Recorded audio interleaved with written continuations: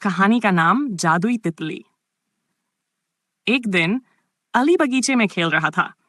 तभी उसकी नजर एक चमकती हुई तितली पर पड़ी। वह तितली बाकी तितलियों से अलग थी।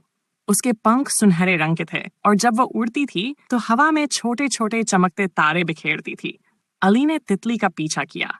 तितली उसे एक बहुत बड़े पेड़ के पास ले गई। अचानक पेड़ के तने में एक छोटा सा दरवाजा खुला, जिससे तेज रोशनी बाहर निकली। तितली अंदर उड़ गई और अली भी उसके पीछे पीछे अंदर चला गया।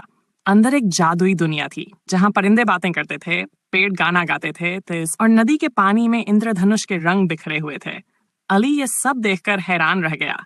तितली एक छोटे से सांप के पास गई जो उदास बैठा था।